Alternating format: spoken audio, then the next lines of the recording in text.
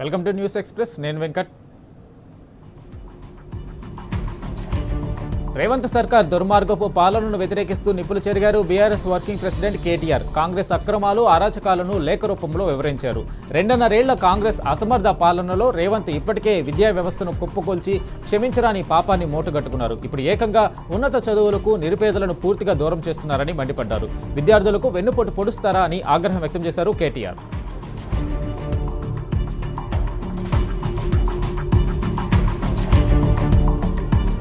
రేవంత్ సర్కారుపై నిరుద్యోగులు మండిపడ్డారు. జాబ్ నోటిఫికేషన్లు అన్నింటినీ వెంటనే విడుదల చేయాలంటూ గన్ పార్క్ దగ్గర నిరసనకు దిగారు. వయో పరిమితిని పెంచాలని డిమాండ్ చేశారు. రేవంత్ పాలనలో పోలీసు జులుం నడుస్తుందని నిరుద్యోగులు ధ్వజమెత్తారు. ప్రశ్నిస్తే అక్రమ కేసులు బనాయిస్తున్నారని నిప్పులు చెరిగారు. కాంగ్రెస్ ప్రభుత్వం జూన్ 2లోపు జాబ్ నోటిఫికేషన్లు ఇవ్వకుంటే సీఎం రేవంత్ ఇంటిని ముట్టడిస్తామని హెచ్చరించారు.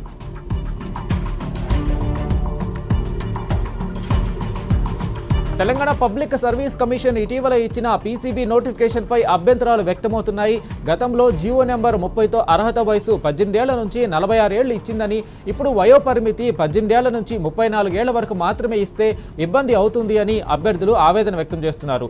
ఎంతో కాలంగా ఎదురుచూస్తున్న తమకు అన్యాయం జరుగుతుందని అభ్యర్థులు ఆందోళన చెందుతున్నారు. 34 ఏళ్లు పైబడిన తమకు ఎలిజిబిలిటీ లేకుండా పోతుందని వాపోతున్నారు. వెంటనే రాష్ట్ర ప్రభుత్వం జీవో నెంబర్ 30ని సవరించాలని అభ్యర్థులు డిమాండ్ చేస్తున్నారు. కష్టాల్లో ఉన్న వారికి ఆపన్న హస్తం అందించడంలో తాను ఎప్పుడూ ముందుంటానని బీఆర్ఎస్ కార్యనిర్వాహక అధ్యక్షుడు కేటీఆర్ మరోసారి నిరూపించారు.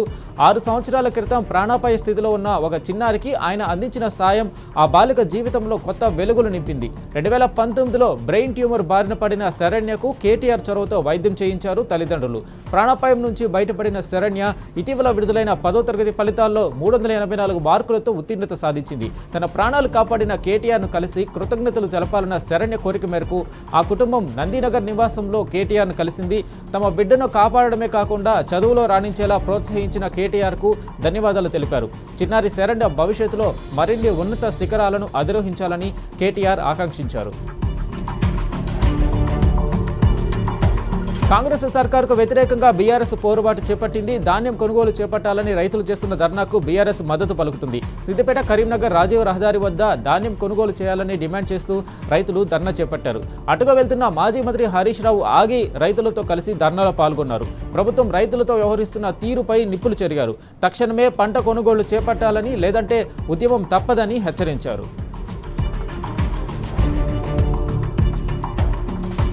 2.5 ఏళ్లుగా ఏ ఒక్క హామీ నెరవేర్చకుండా కాలయాపన చేస్తున్న కాంగ్రెస్ ప్రభుత్వంపై ధ్వజమెత్తారు మాజీ చీఫ్ విప్ దాస్య వినయ్ భాస్కర్. 420 అబద్ధాలతో 6 గ్యారంటీలతో అధికారంలోకి వచ్చిన కాంగ్రెస్కు కనువిప్పు కలిగేలా ఓరుగల్లులో ఈ నెల 6న రైతు సంగ్రామ సదస్సు నిర్వహిస్తున్నట్టు తెలిపారు. బీఆర్ఎస్ పార్టీ సభలకు పోటీ సభలు పెట్టి కాంగ్రెస్ చేస్తున్న డైవర్షన్ పాలిటిక్స్ ను తెలంగాణ సమాజం గమనిస్తుంది. రాబోయే రోజుల్లో రైతులు తగిన బుద్ధి చెబుతారని హెచ్చరించారు.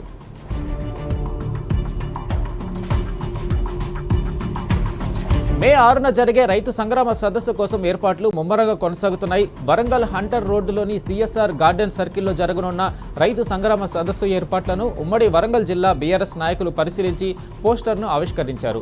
అసెంబ్లీ ఎన్నికలకు ముందు కాంగ్రెస్ పార్టీ రైతు డిక్లరేషన్ పేరిట అనేక మోసపూరిత హామీలు ఇచ్చారని మండిపడ్డారు. రైతుల పక్షాన ప్రభుత్వాన్ని ప్రశ్నించడానికి రైతు సదస్సు నిర్వహిస్తున్నట్లు బీఆర్ఎస్ నేతలు చెబుతున్నారు. హనుమకొండ జిల్లా ధర్మసాగర్, వేలేరు మండలాల్లో మొక్కజొన్న కొనుగోలు ఆలస్యం అవుతుండటంతో రైతన్నలు ఆవేదన వ్యక్తం చేస్తున్నారు. దీనిపై మాజీ ఎమ్మెల్యే తాటికొండ రాజయ్య ప్రభుత్వ తీరును నిరసిస్తూ తీవ్ర ఆగ్రహం వ్యక్తం చేశారు. ప్రభుత్వం వెంటనే స్పందించకపోతే పెద్ద ఎత్తున ఆందోళనలు చేస్తామని హెచ్చరించారు. జొన్న కొనుగోలు కేంద్రాన్ని బీఆర్ఎస్ రాష్ట్ర నాయకులతో కలిసి ఆయన పరిశీలించారు. వరంగల్ వేదికగా కాంగ్రెస్ ప్రకటించిన రైతు డిక్లరేషన్పై కూడా ఆయన విమర్శలు చేశారు. రాష్ట్ర ప్రభుత్వం వెంటనే మొక్కజొన్న కొనుగోలు చేయాలని మాజీ ఎమ్మెల్యే గండ్ర రమణారెడ్డి డిమాండ్ చేశారు. జయశంకర్ భూపాలపల్లి జిల్లా రేగొండలోని మక్కల కొనుగోలు కేంద్రాన్ని ఆయన పరిశీలించారు. వెంటనే మక్కలను మద్దతు ధరకు కొనుగోలు చేసి రైతులను ఆదుకోవాలని రమణారెడ్డి డిమాండ్ చేశారు.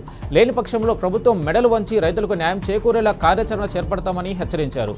రేగొండ ప్రధాన రహదారిపై రైతులు బీఆర్ఎస్ నేతలతో కలిసి ఆయన ఆందోళన చేపట్టారు. మంచిర్యాల జిల్లాలో కొనుగోలు కేంద్రాలకు వచ్చిన వడ్లను ప్రభుత్వం కొనుగోలు చేయడం లేదని మాజీ ఎమ్మెల్యే బాల్క సుమన్ అన్నారు. చెన్నూరు నియోజకవర్గానికి ప్రాతినిధ్యం వహిస్తున్న మంత్రి వివేక్ ఇప్పటి వరకు ఒక్క ధాన్యం కొనుగోలు కేంద్రాన్ని కూడా ప్రారంభించలేదని మండిపడ్డారు. సమస్యలను పరిష్కరించాల్సిన జిల్లా కలెక్టర్ చోద్యం చూస్తూ కాంగ్రెస్ కార్యకర్తలా వ్యవహరిస్తున్నారని ఆగ్రహం వ్యక్తం చేశారు. కేతనపల్లి ఘటనకు సంబంధించి రామకృష్ణాపూర్ పోలీస్ స్టేషన్కు హాజరైన సుమన్ రిజిస్టర్ సంతకం చేశారు. కొనుగోలు కేంద్రాల్లో ఆరబెట్టిన ధాన్యాన్ని కొనడంలో ప్రభుత్వం తాత్సారం చేస్తుందని మండిపడ్డారు.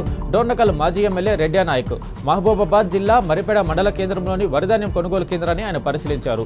రైతులతో నేరుగా మాట్లాడి సమస్యలు అడిగి తెలుసుకున్నారు. చిరిగిన గోరి సంచులు సరఫరా చేస్తున్నారని అన్నారు. తక్షణమే స్పందించి ధాన్యాన్ని కొనుగోలు చేయాలని ప్రభుత్వాన్ని డిమాండ్ చేశారు. రేవంత్ సర్కారు రైతు వ్యతిరేక ధోరణిపై నిప్పులు చెరిగారు మాజీ ఎమ్మెల్యే నరేందర్ రెడ్డి. ఓవైపు ఒడ్లు కొనకుండా అన్నదాతలను ఇబ్బంది పెడుతూ మరోవైపు రైతు వారోత్సవాలు నిర్వహించడమేంటని ఆయన ప్రశ్నించారు. సీఎం రేవంత్ రెడ్డికి రియల్ ఎస్టేట్ మీద ఉన్న ప్రేమ రైతుల మీద లేదని ఫైర్ అయ్యారు. ప్రభుత్వం వెంటనే కొనుగోలు చేపట్టకపోతే ఆందోళనలు ఉధృతం చేస్తామన్నారు మాజీ ఎమ్మెల్యే నరేందర్ రెడ్డి. ఎమ్మెల్యే తీరుపై ఆదిలాబాద్ జిల్లా రైతులు ఆగ్రహం వ్యక్తం చేస్తున్నారు. జైనద్ మార్కెట్ యార్డులో జొన్న పంట కొనుగోలు కేంద్రాన్ని ప్రారంభించేందుకు వచ్చిన బీజేపీ ఎమ్మెల్యే పాయల శంకర్ను రైతులు నిలదీశారు. రైతుల బాధలను పట్టించుకోని నేతలు తమకు అక్కర్లేదంటూ ఆందోళనకు దిగారు. రైతుల కోసం మీ వంతు ప్రయత్నం ఏం చేస్తున్నారంటూ అడ్డుకున్నారు. ఈ నేపథ్యంలో రైతులపై దురుసుగా ప్రవర్తించిన పాయల్ శంకర్పై ఆగ్రహం వ్యక్తం చేస్తూ నిరసనకు దిగారు.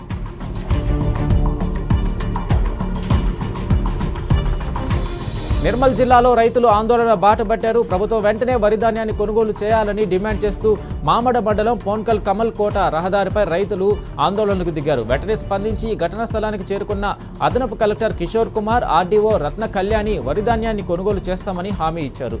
మొక్కల కొనుగోలులో ఆలస్యం జరగడంతో దళారులను ఆశ్రయించాల్సి వచ్చిందని రైతులు అంటున్నారు. యూరియా కూడా దొరకడం లేదని ఆరోపించారు. ఖమ్మం జిల్లా బోనకల్ మండలంలోని పలు గ్రామాల్లో రైతు సంఘం రాష్ట్ర అధ్యక్షుడు పోతినేని సుదర్శన్ పర్యటించి మొక్కజొన్న కొనుగోలు కేంద్రాలను పరిశీలించారు. కష్టపడి పండించిన పంటను కొనుగోలు చేయాల్సిన ప్రభుత్వాలు అసలు పట్టించుకోవడం లేదని ఆరోపించారు. కొనుగోలు కేంద్రాలు అంటే రిబ్బన్ కట్ చేయడం కాదని ధాన్యం కొనుగోలు చేసి రైతులకు డబ్బులు చెల్లించడం అన్నారు. రాజన్న సిరిసిల్ల జిల్లా రైతులు రోడ్డెక్కారు. కాంగ్రెస్ పాలనలో మిల్లర్ల దోపిడీని అరికట్టాలంటూ ఎల్లారెడ్డిపేట మండలం పదిర గ్రామానికి చెందిన అన్నదాతలు ఆందోళన చేపట్టారు. కామారెడ్డి సిరిసిల్ల రహదారిపై బైఠాయించి నిరసన వ్యక్తం చేశారు. కొనుగోలు కేంద్రాల్లో వరిధాన్యం తూకంలో మిల్లర్లు ఇష్టారాజ్యంగా వ్యవహరిస్తున్నారని రైతులు మండిపడ్డారు. రేవంత్ సర్కారు ఇప్పటికైనా స్పందించి తగిన చర్యలు తీసుకోవాలని డిమాండ్ చేశారు. వరంగల్ జిల్లా నెక్కొండ మండలంలో భారీ వర్షం రైతులను నిండా ముంచేసింది. రోజులు గడుస్తున్నా మొక్కలు ఇంకా కొనుగోలు చేయడం లేదన్న ఆవేదనతో ఉన్న రైతులకు అకాల వర్షాలు కన్నీరు పెట్టిస్తున్నాయి. వర్షం కారణంగా మార్కెట్లో రైతులు నానా ఇబ్బందులు పడుతున్నారు. దీంతో కొనుగోలుకు మరింత అంతరాయం ఏర్పడే అవకాశం ఉందని రైతులు వాపోతున్నారు. సిద్దిపేట జిల్లా హుస్నాబాద్లో ఈదురుగాలులతో ఓ మోస్తరు వర్షం కురిసింది. ఉదయం తీవ్ర ఎండ ప్రభావం ఉండగా మధ్యాహ్న సమయంలో వాతావరణం చల్లబడి అకస్మాత్తుగా వర్షం పడింది. దీంతో హుస్నాబాద్ మార్కెట్ యార్డులో రైతులు ఆరబోసుకున్న మొక్కజొన్నలు, వరి ధాన్యం తడిసిపోయాయి. ధాన్యానికి టార్పాలిన్ కవర్లు కప్పేలోపే వర్షం జోరుగా కురిసి ధాన్యం తడిసిపోయిందని రైతులు ఆవేదన వ్యక్తం చేశారు. మార్కెట్ యార్డులో ఏర్పాటు చేసిన కొనుగోలు కేంద్రానికి మొక్కజొన్న, వరి ధాన్యం తీసుకువచ్చి 15 రోజులు దాటుతున్నా తేమ పేరుతో కొనుగోలు చేయడం లేదని ఆందోళన వ్యక్తం చేశారు. తడిసిన ధాన్యాన్ని ప్రభుత్వం కొనుగోలు చేయాలని కోరారు. వాతావరణం ఒక్కసారిగా మారిపోయింది. ఎర్రటి ఎండలు తగ్గి ఈదురుగాలులతో కూడిన వర్షాలు బెంబేలెత్తిస్తున్నాయి. ఈ అకాల వర్షాలు రైతులకు కడగండ్లు మిగులుస్తున్నాయి. చేతికొచ్చిన పంట కాస్త నీట మునిగి రైతులు తీవ్రని ఆవేదన అనుభవిస్తున్నారు. మంచిర్యాల జిల్లా మందమరి, రామకృష్ణాపూర్ ప్రాంతాల్లో ఉరుములు, మెరుపులు, ఈదురుగాలులతో కూడిన భారీ వర్షం నానా బీభత్సం సృష్టించింది. అక్కడక్కడ వడగళ్ల వానలు పడ్డాయి. ఆరుగాలం శ్రమించి పండించిన పంట ఇంకొద్ది రోజుల్లో ఇంటికి చేరుతుందనుకున్న అన్నదాతల ఆశలు అగ్గిపాలయ్యాయి. ప్రమాదవశాత్తు చెలరేగిన మంటలు వారి కళ్ళెదుటే సుమారు 100 ఎకరాల మొక్కజొన్న పంటను బూడిద చేశాయి.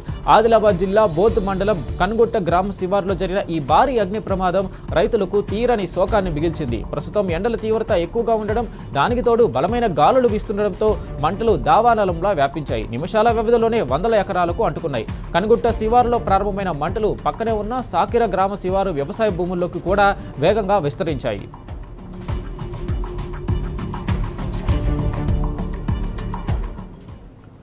నాగర్ కర్నూలు జిల్లా ట్రాన్స్ఫార్మర్ నుంచి నిప్పురవ్వలు పడి మొక్కజొన్న పంట పూర్తిగా దగ్ధమైంది. బిజినేపల్లి మండలం అల్లిపూర్ గ్రామంలో జరిగిన ఈ ఘటనతో డొక్క శ్రీనివాసులు అనే రైతుకు సుమారు 2 లక్షలకు పైగా ఆస్తి నష్టం జరిగినట్లు అంచనా. చేతికి వచ్చే సమయంలోనే పంట అగ్నికి ఆహుతి కావడం పట్ల శ్రీనివాసులు లబ్బోదీపం అంటున్నాడు. విద్యుత్ అధికారుల నిర్లక్ష్యమే కారణమని ఆవేదన వ్యక్తం చేశాడు. బాధిత రైతును ప్రభుత్వం వెంటనే ఆదుకోవాలని గ్రామస్తులు డిమాండ్ చేశారు.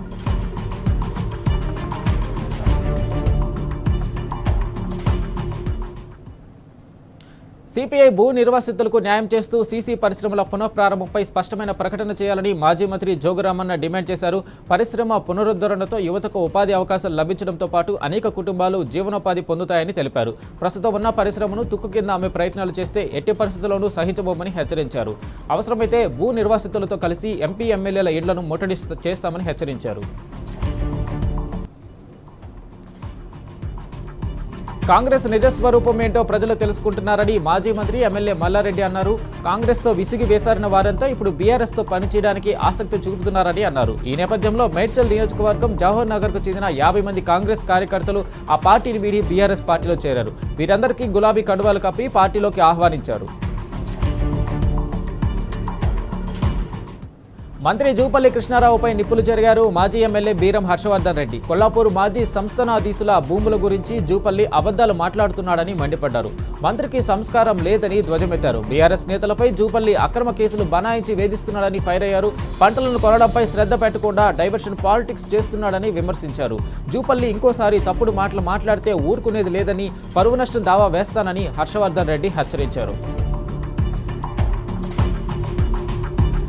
హ్యామ్ రోడ్ల కుంభకోణంపై సమాధానం చెప్పే దమ్ము ధైర్యం లేకనే మాపై దుమ్మెత్తి పోస్తున్నారని తీవ్రస్థాయిలో విరుచుకుపడ్డారు. ఎస్సీ ఎస్టీ కమిషనర్ మాజీ చైర్మన్ ఎర్రోళ్ల శ్రీనివాస్ 25% ఎక్కువకు టెండర్లు వేసి హ్యామ్ రోడ్ల కుంభకోణానికి కాంగ్రెస్ తెరలేపిందని ఆరోపించారు. కాంగ్రెస్ అవినీతి అనకొండలు తెలంగాణ ఖనిజ సంపదను దోచుకుంటున్నారని, ప్రభుత్వానికి చిత్తశుద్ధి ఉంటే ఈ స్కామ్లపై విచారణ చేయించాలని ధ్వజమెత్తారు. కాంగ్రెస్ నాయకులు ఇష్టం వచ్చినట్టు మాట్లాడితే ఊరుకోబోము, ఖబర్దార్ అని హెచ్చరించారు. రాజన్న సిరిసిల్ల జిల్లా కోనరావుపేట మండలంలోని 12 జట్ల క్రికెట్ క్రీడాకారులకు బీఆర్ఎస్ పార్టీ వేములవాడ నియోజకవర్గ incharge Chalmeda Lakshmi Narasimha Rao KCR cricket కిట్లను పంపిణీ చేశారు. క్రీడాకారులను ప్రోత్సహించడానికి కేసీఆర్ కప్ క్రికెట్ టోర్నమెంట్ నిర్వహించామన్నారు. క్రికెట్ క్రీడాకారులకు క్రీడా స్ఫూర్తి పెంపొందించడమే లక్ష్యంగా కిట్లు పంపిణీ చేసినట్టు తెలిపారు. యువత చెడు అలవాట్లకు బానిస కాకుండా క్రీడల పట్ల ఆసక్తి చూపాలన్నారు. క్రీడాకారుల ప్రతిభను ప్రోత్సహించేందుకు బీఆర్ఎస్ వర్కింగ్ ప్రెసిడెంట్ కేటీఆర్ ఎప్పుడూ ముందుంటారని గుర్తు చేశారు. భవిష్యత్తులో కబడ్డీ, వాలీబాల్ టోర్నమెంట్లు కూడా నిర్వహిస్తామని పేర్కొన్నారు.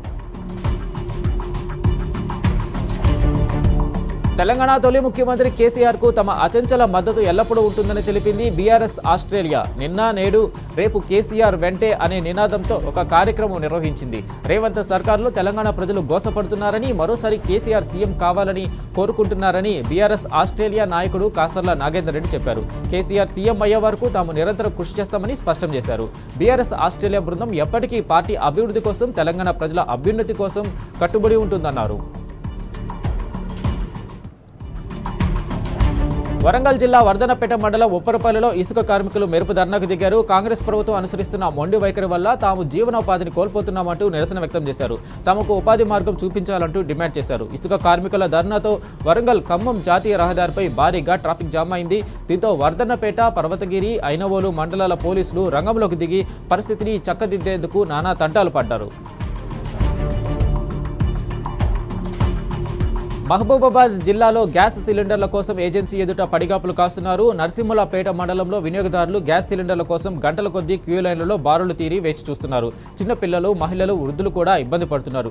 బుకింగ్ చేసుకుని 2-3 వారాలు దాటినా ఇంకా సిలిండర్లు అందడం లేదంటూ ప్రజలు ఆగ్రహం వ్యక్తం చేశారు. ఏజెన్సీ నిర్వాహకులు ఎలాంటి సమాధానం ఇవ్వకపోవడంతో సహనం కోల్పోయిన ప్రజలు జాతీయ రహదారిపై ధర్నాకు దిగారు.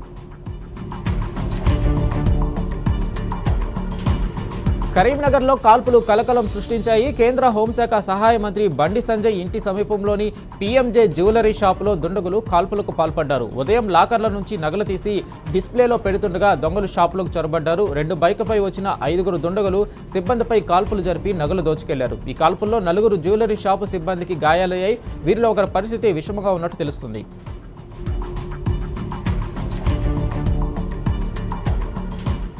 కాంగ్రెస్ ప్రభుత్వం వైఫల్యం వల్లే కరీంనగర్లో కాల్పుల ఘటన జరిగిందని నిప్పులు చెరిగారు ఎమ్మెల్యే గంగుల కమలాకర్. ప్రశాంతంగా ఉండేటటువంటి కరీంనగర్లో దోపిడీ దొంగలు తుపాకులతో స్వైర విహారం చేయడం చాలా బాధాకరమన్నారు. ప్రజలందరూ భయభ్రాంతులకు గురయ్యేలా ఈ దోపిడీ జరగడం కరీంనగర్ చరిత్రలోనే మొదటిసారి అని అన్నారు. నిఘాను పెంచాల్సిన బాధ్యత పోలీసులు ప్రభుత్వంపై ఉందన్నారు. కరీంనగర్ అభివృద్ధితో పాటు భద్రత కూడా ప్రధాన అంశమని, ప్రజలకు వ్యాపారస్తులకు ప్రభుత్వం పటిష్ట భద్రత కల్పించాలని డిమాండ్ చేశారు. కామారెడ్డి జిల్లా కేంద్రంలో భారీ అగ్ని ప్రమాదం జరిగింది. పాత బస్టాండ్ సమీపంలో మంటలు చెలరేగాయి. మంటల్లో 18 షాపులు దగ్ధమయ్యాయి. ఘటనలో దాదాపు 50 లక్షల ఆస్తి నష్టం జరిగినట్లు బాధితులు పేర్కొన్నారు. అగ్నిమాపక సిబ్బంది ఘటనా స్థలానికి చేరుకుని మంటలను ఆర్పారు. సమాచారం తెలుసుకున్న మున్సిపల్ చైర్పర్సన్ ఇప్ప ఉమారాణి శ్రీనివాస్ ఘటనా స్థలానికి చేరుకుని పరామర్శించారు. అధికారులతో మాట్లాడి ఆర్థిక సహాయం అందిస్తామని అన్నారు. దేశవ్యాప్తంగా ఉత్కంఠ రేపుతున్న 5 రాష్ట్రాల ఎన్నికల ఫలితాలు ప్రక్రియకు సర్వం సిద్ధమైంది. పశ్చిమ బెంగాల్, తమిళనాడు, కేరళ, అసోం, పుదుచ్చేరి రాష్ట్రాల్లోని 824 నియోజకవర్గాల ఓట్ల లెక్కింపు రేపు ఉదయం 8 గంటలకు ప్రారంభం కానుంది. మొదటి 2 గంటల్లోనే ట్రెండ్ ఎలా ఉందో తెలిసిపోనుంది. సాయంత్రానికి పూర్తి ఫలితాలు వెలువడనున్నాయి. 5 రాష్ట్రాల ఎన్నికల కౌంటింగ్ కేంద్రాల వద్ద ఎటువంటి అవాంఛనీయ సంఘటనలు జరగకుండా అత్యంత కట్టుదిట్టమైన భద్రతను ఏర్పాటు చేశారు. తొలి గంటలో పోస్టల్ బ్యాలెట్లను లెక్కిస్తారు. ఆ తర్వాతే ఈవీఎంలలోని ఓట్ల లెక్కింపు మొదలవుతుంది. స్ట్రాంగ్ రూమ్ల వద్ద అభ్యర్థుల ప్రతినిధులు ఎన్నికల అధికారుల సమక్షంలోనే సీళ్లను తొలగించి లెక్కింపు చేపడతారు. ప్రతి రౌండ్ ముగిసిన తర్వాత అధికారికంగా ఫలితాలను అనౌన్స్ చేస్తారు.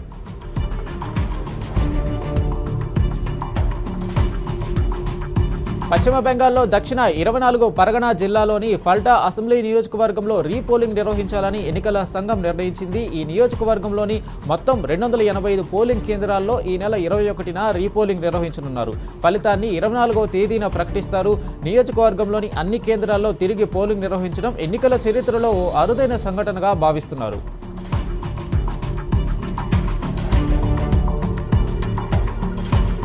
5 రాష్ట్రాల ఎన్నికల ఫలితాలు ఆయా రాష్ట్రాలకు చెందిన రాజకీయ దిగ్గజాల భవితవ్యాన్ని తేల్చనున్నాయి. పశ్చిమ బెంగాల్ ముఖ్యమంత్రి మమతా బెనర్జీ, తమిళనాడులో ఎంకే స్టాలిన్, కేరళలో పినరయి విజయన్, పుదుచ్చేరిలో రంగస్వామి వంటి అగ్రనేతల రాజకీయ ప్రస్థానానికి ఈ తీర్పు అత్యంత కీలకం కానుంది. ముఖ్యంగా బెంగాల్, తమిళనాడు ఫలితాల ప్రభావం జాతీయ రాజకీయ ముఖచిత్రంపై కూడా బలంగా ఉంటుందని రాజకీయ వర్గాలు అంచనా వేస్తున్నాయి. ఎగ్జిట్ పోల్స్ మిశ్రమ ఫలితాలను అందించడంతో ఈ రాష్ట్రాల్లో ఎవరు గెలుస్తారనే దానిపై తీవ్ర ఉత్కంఠ నెలకొంది. తమిళనాడులో అధికారంలోకి వచ్చేది తామే అని భావిస్తున్న తమిళగ వెట్రి కళగం రిసార్ట్ రాజకీయాలకు వ్యూహాలు రచించింది. మహాబలిపురం సమీపంలోని పుంజేరి రిసార్టులో అన్ని ఏర్పాట్లు చేసింది. విజయం సాధించిన వెంటనే అభ్యర్థులు అంతా రిసార్టుకు చేరుకోవాలని ఆదేశాలు జారీ చేశారు. ఇతర పార్టీ నేతలు ఎవరితోనూ టచ్లో ఉండరాదని కూడా తమ పార్టీ అభ్యర్థులను హెచ్చరించింది. అయితే టీవీకేపై డీఎంకే నేతలు విరుచుకుపడుతున్నారు. రాజకీయాల పట్ల ఎలాంటి అవగాహన లేని నేత విజయ్ అంటూ మండిపడుతున్నారు. ఎగ్జిట్ ఫలితాలను కాంగ్రెస్ తోసిపుచ్చింది. అసోంలో భారీ మెజారిటీతో కాంగ్రెస్ విజయం సాధించబోతుందని ఆ పార్టీ కర్ణాటక ఉప ముఖ్యమంత్రి డీకే శివకుమార్ అన్నారు. బీజేపీ నుండి తమ పార్టీ అభ్యర్థులను కాపాడుకునేందుకు శివకుమార్ను కాంగ్రెస్ రంగంలోకి దింపింది. అప్పుడు క్యాంప్ రాజకీయాలు మొదలయ్యాయి. తమ పార్టీ 75 స్థానాల్లో విక్టరీ కొట్టబోతుందని కాంగ్రెస్ నేతలు అంటున్నారు. ముఖ్యమంత్రి అభ్యర్థిగా గౌరవ్ గొగోయ్ పేరు కూడా పరిశీలనలో ఉందని డీకే శివకుమార్ తెలిపారు.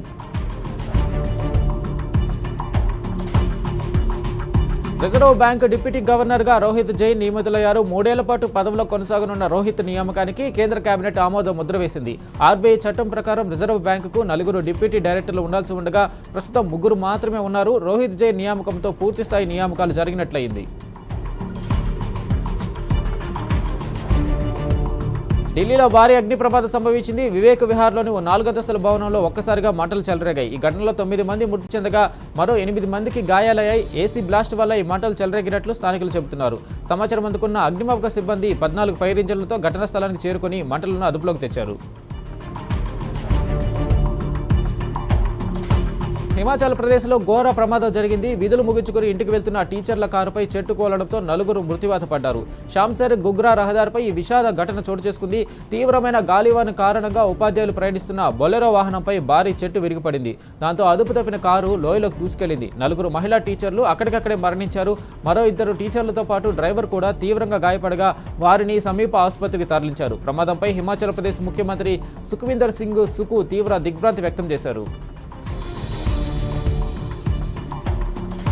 కేరళలో గజరాజులు రెచ్చిపోతున్నాయి. 2 రోజుల క్రితం ఓ వాహనంపై విరుచుకుపడిన గజరాజు నానా బీభత్సం సృష్టించింది. ఇప్పుడు అదేవిధంగా మరో ఏనుగు కూడా విధ్వంసానికి పాల్పడింది. ఆగి ఉన్న వాహనాలను ధ్వంసం చేయడంతో పాటు పచ్చని చెట్లను పీకి చిందరవందర చేసింది. ఈ ఘటనలో ఒకరు మృతి చెందగా పలువురు గాయపడినట్లు తెలిసింది.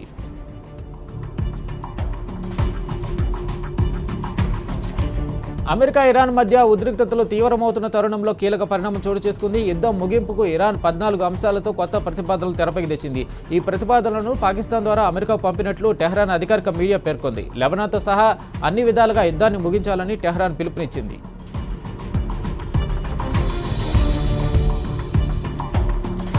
ఉద్రిక్తతల నడుమ పశ్చిమాసియా అట్టడుగుతుంటే సందట్లో సడేమియాలా సముద్రపు దొంగలు రెచ్చిపోతున్నారు. యెమెన్ తీరానికి సమీపంలో టోగో దేశపు జెండాతో ప్రయాణిస్తున్న యురేకా అనే చమురు ట్యాంకర్ను కొందరు హైజాక్ చేశారు. ఈ విషయాన్ని యెమెన్ కోస్ట్ గార్డ్ అధికారికంగా ధృవీకరించింది.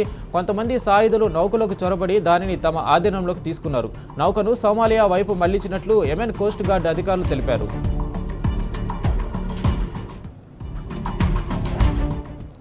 ఇది వాళ్ళ news express. Keep watching tea news.